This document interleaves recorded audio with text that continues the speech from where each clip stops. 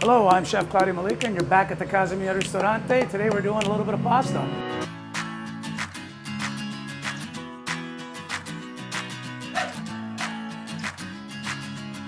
This is guanciale and this is pork jowl, the cheek. Like pancetta, as you can see, it's got the streaky fat and meat ratio going on, which equals flavor. You think bacon, well, this is like bacon on steroids, you know? The trick to not having your pasta stick is make sure you have a rolling boil and that you stir the pasta after you drop it in the water. If you just put it in the water and you don't stir it, you got one big old clump of pasta. But when I'm topping it into pasta water, I just use regular old salt. And you want to put a good amount. You don't want it to be quite like seawater, but you want to get it flavorful. You want to be able to build a dish really quick. You come home, oh, I'm busy, I can't cook, I need to do takeout, I need to eat junk food, I gotta go drive through, I need to raise my cholesterol. Don't do it, man. Make food from scratch. Not every day, but some days you should. And pasta's a go-to. It's economic, it's delicious, and it's actually really good for you and great energy food. So here, this is the homemade one. You can see it's quite unique and different looking from the bought pasta, which is totally groovy. You can use bought pasta. It takes a little longer to cook, holds its al dente great. I recommend buying a good Italian product when you're buying pasta. Splurge, buy the $3 pack, don't buy the 99-cent. So we're dropping this down. So now as your pasta's cooking, this is a great time to make your sauce, your quick sauce, or your short sauce, as we say in the kitchen. Now the sauce, what we got here is our house sauce, already seasoned, ready to go, pomodoro sauce. We use San Marzano tomatoes from Campania, Italy. We actually use a neutral oil, like a vegetable oil, in the start of the cooking process. Onions, garlic, the tomatoes pureed in a blender, salt, and then we finish with olive oil and fresh basil. That's it. So I'm not actually gonna get it like the pan like rocking hot. I'm not searing here. I want to saute. So I got a good amount of olive oil.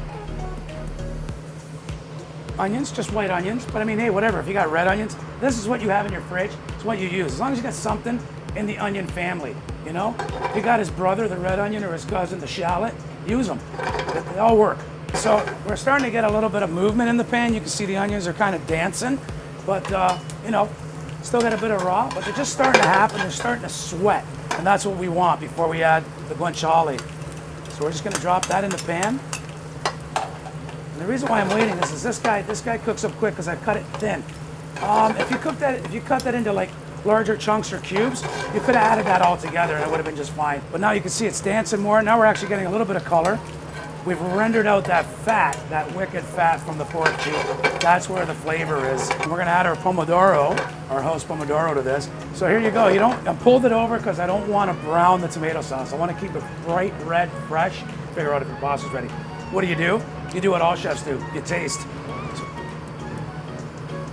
Because I'm curious. And what's good is I can taste the pasta is seasoned with the salt from the water. That's a good thing. That's just about ready. We like that because we're gonna finish it in the pan. We're dropping her in here. Move that to the side. Do the old wrist flick. Intimidated of that, use the spoon, that's groovy too. But you just want it to stick and come together.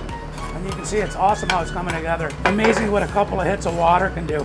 It's a secret tool, an underappreciated tool, an ingredient in the kitchen. All right, so we're gonna bring it to the plate. We don't need any of those fancy tweezers or anything. This is just whatever you got. You can even just pour it into a bowl if you have a larger bowl. I have this cute little presentation bowl, Pecorino Romano, which is classic with amatriciana. If you like chilies, you can add a little hit of chilies like that. And finally, basil. Now in the restaurant, we would take it, roll it up, do a really, really fine cut. It's called chiffonade, another fancy French culinary term for cutting things really small. But you're at home. This is a rustic thing. It's pasta. Just tear it. It's actually better for it because it bruises it less. And there you have it, rigatoni alla matriciana.